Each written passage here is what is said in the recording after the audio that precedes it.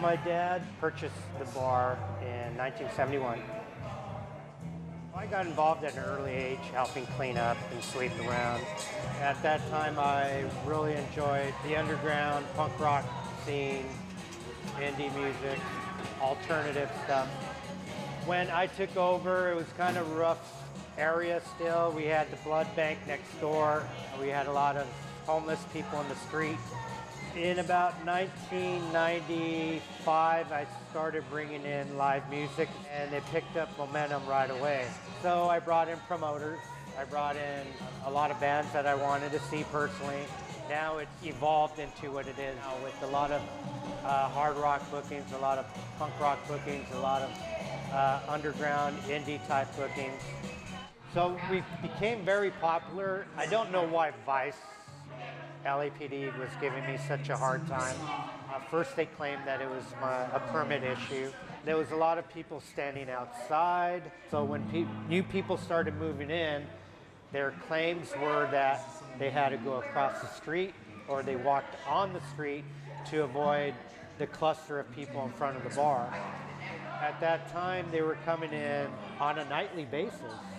And on a Friday, Saturday night, 20, 30 police cars in front of the bar, which ultimately scared away my promoters, scared away a lot of customers.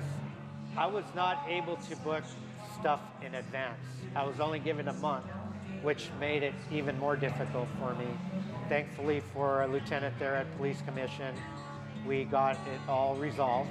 It was more of us being targeted by new bars, new restaurants in the bank core that felt us being a threat, taking away their potential customers. We were strong and overcame it. Thankfully for my wife, she really told me, you know, don't give up, because I almost did. So when I went through the ordeal with Vice, when they finally approved of my entertainment permit, he actually told me, be wary of booking hip-hop, be wary of booking metal, be wary of booking punk rock. And to me, that's being stereotypical. To me, that's not how I run my business. What keeps me afloat? The bands, the patrons, and my staff. About 10 years ago, he's like, why don't you come and cook for me? I'll build you a kitchen. I was miserable at my job, and I said, perfect. So I started doing burgers, because I figured, you know, I worked at In-N-Out when I was 16 years old. They taught me everything I know about making a good burger. Mine are better, and I will make, next time you guys come in, I'm gonna make you a burger, okay? For sure. So come hungry. So we set the buns down first, because they have to get nice and toasty. When somebody comes in and just wants to start trouble, that's probably my worst thing about my job. And my daughter worries about me because I have a big mouth. I had this one guy come in here one time. I couldn't get rid of him. I've never even told Mark about it, so I'm going to tell you. So he comes in and just acting up, and I told him to leave nicely, okay? Probably 6'5".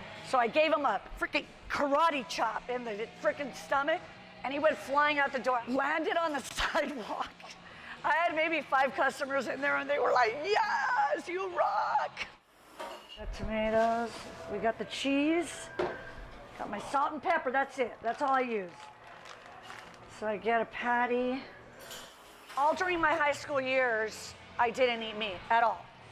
My first burger, God help me, McDonald's. Ugh. But now I love meat. Nothing frozen, ever, ever, ever, ever. I just recently started doing grilled cheese because I get a lot of vegans here, but they don't know that the cheese ain't vegan, so I haven't had any complaints yet. I've been nominated a couple times for Best Burger in LA, but you gotta have the dough to win. It's all about corporate. They're, you know. One day I will reign as the queen of LA, but as of now, I'm happy where I'm at. Very happy.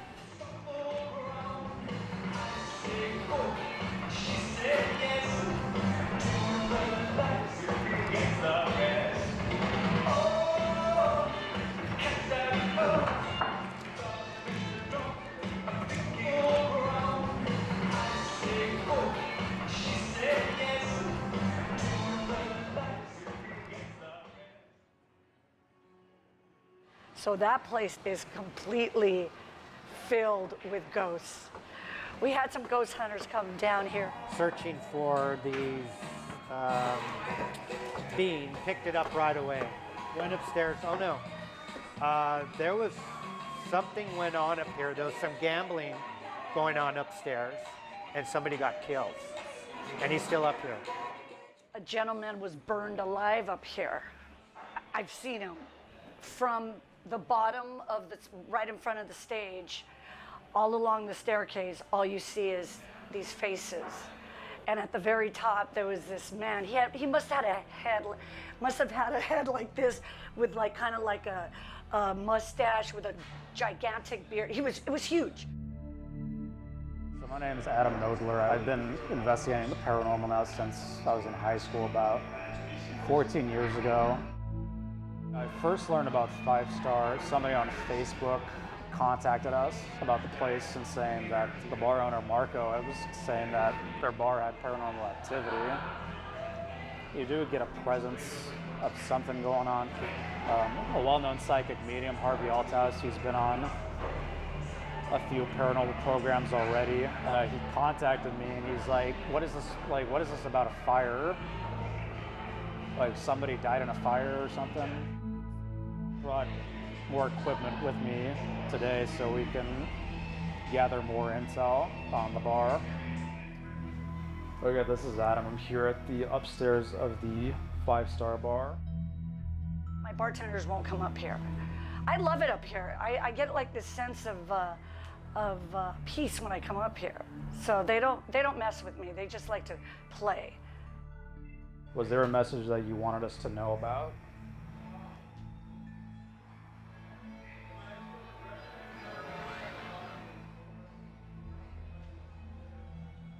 Disaster.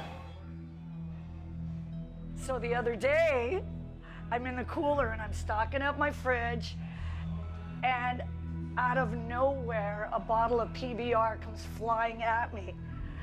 Not anywhere near it, like just hit me in the stomach, out of nowhere. Do you hear that female voice say my name? Listen to this. Okay, this is Adam. I'm at the 5 Star bar right now. Okay, nobody out there knows my name. It's not crowded right now. Or are you here against your will?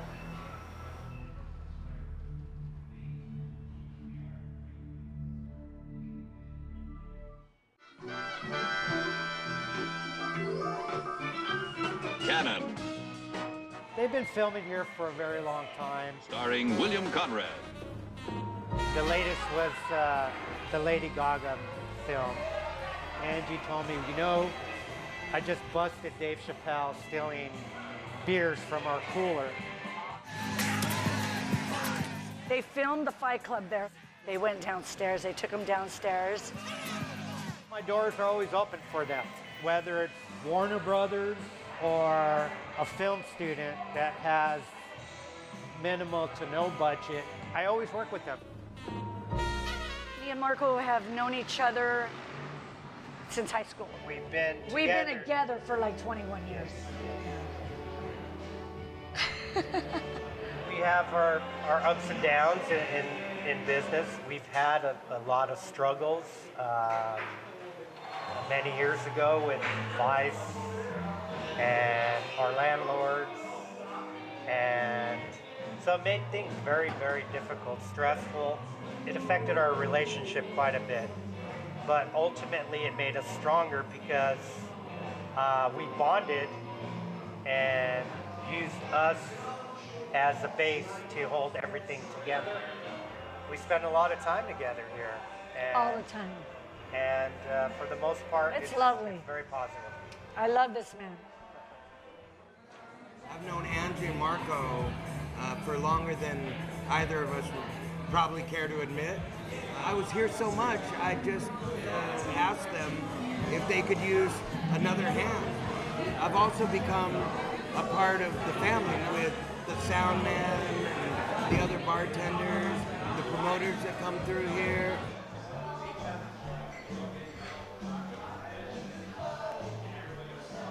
My name's Skunk Chalovic, and I'm a promoter for Five Star Bar in downtown LA. It's such a small bar, but I think it's big enough for what we're doing here, and it gives a sense of exclusivity for the shows that we throw here. I brought a bunch of cool punk rock bands from like Youth Brigade, The Vibrators, DI, JFA. A lot of good times, had a lot of beers. I'm legit, I have my ticketing services. I set that up, make bands feel like, wow, there's tickets for my show. I like to do that for big bands and for small bands, because I know what it is to come from a band that came with nothing, and having like labels don't want to pick me up. You know what? I got to pick myself up. So that's what DIY is about, doing it yourself. Let me know how old. The honest truth is that it takes so many different people coming together, and that's what punk's about as well. It's not a one-man show. Throwing shows, people think like, oh, is he doing it for the money? But if you know anything about punk and punk shows, there's no money in it, so you can't do it for the money. You got to do it because you're passionate about it, because it's not easy. It takes years and years. It took me 15 years booking all these bands, whether local or major. Like tonight, we got some cool bands, Destruction Made Simple, who I go way back with, big history with them. And the Fiends are here tonight too. And my band, Informal Society. Informal Society has a very long history, and it started off with some members. Some had drug addictions, and those members were no longer with us, so we quit for a couple of years. It's been crazy since. It's been a hell of a ride, and it's far from over.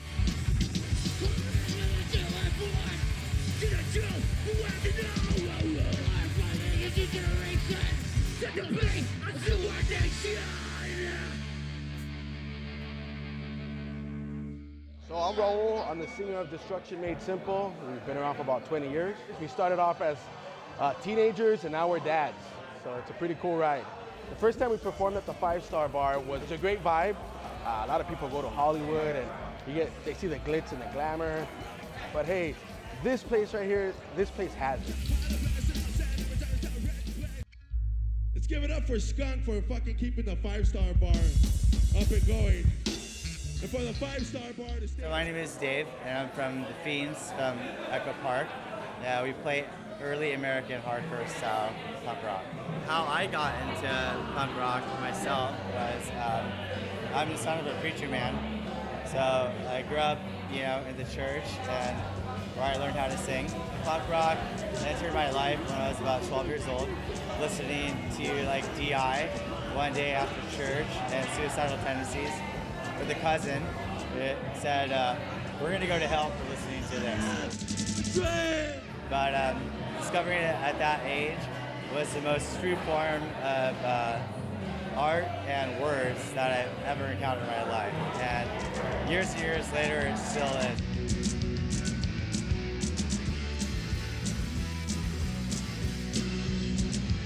We go! We go! We're not thieves and we're not slaves!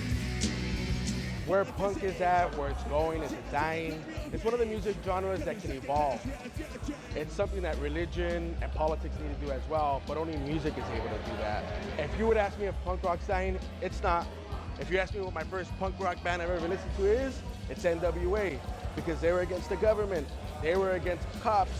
They kind of woke me up socially, and then from there I started listening to Public Enemy, and then suddenly somebody said, hey, you like Public Enemy, listen to The Clash. And from there on, Bad Religion. So, lately everybody got mad at Krispy Kreme because their great-great-grandparents fucking supported the Nazis or Mussolini or somebody like that. Hey, if you guys are pissed at that, you don't know the history of LA. Why don't you go down to the Eastern Cemetery and start looking up all those big sepulchers and see what those fucking families did to fucking LA, how they fucking choked a lot of fucking communities around here. Look up the Guasti family who have connections to fucking Mussolini. This one's called Eastern Cemetery.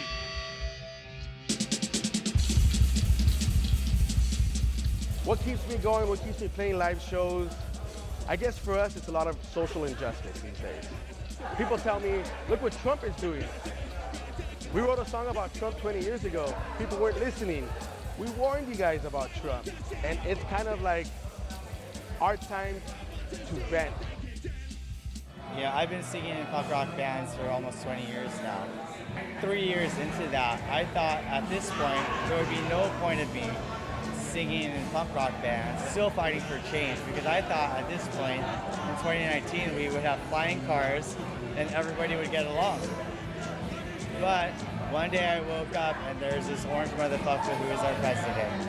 We live in a world where things maybe haven't turned out the way that we want them to. At this point, it's like, what am I going to do? Sit back and do nothing? And maybe I don't make the biggest difference in the whole world. But the point is that we don't give up. We keep on trying. We fight for what we believe in. Not just about punk rock, but for everybody in society.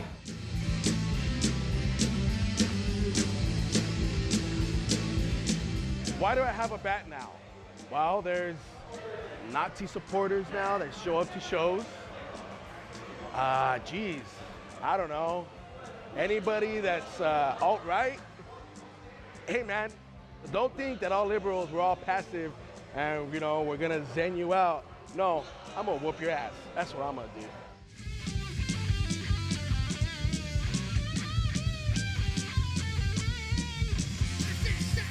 Punk was very prominent when I was growing up, and it was crazy big. I mean, you had everybody all decked out, mohawk, punk rock bands forming left and right. I've always tried to stay on that level and to try to be a part of that.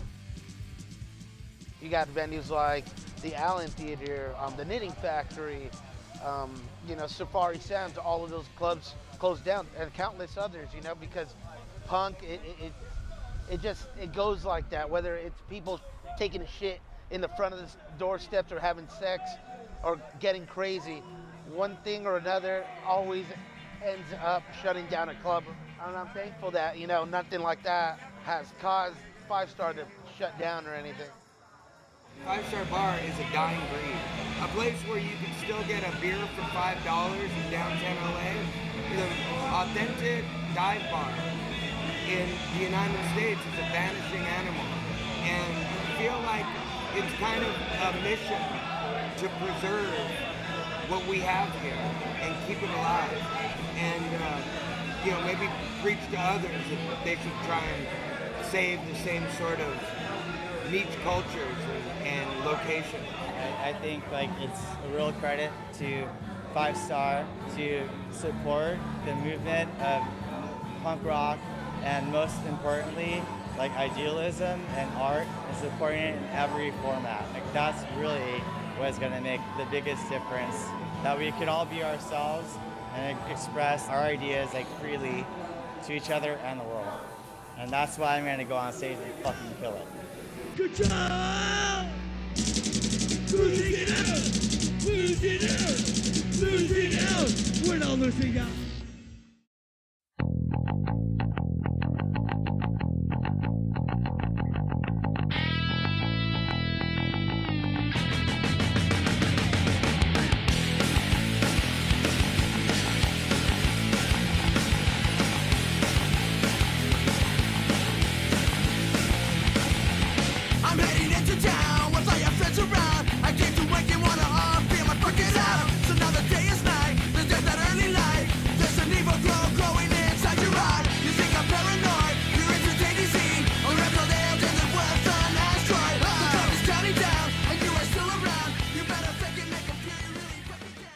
I want to thank all the bands that have come and gone here and all my staff.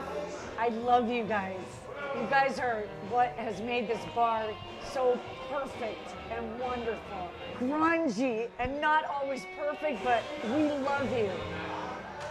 Cut! Yay!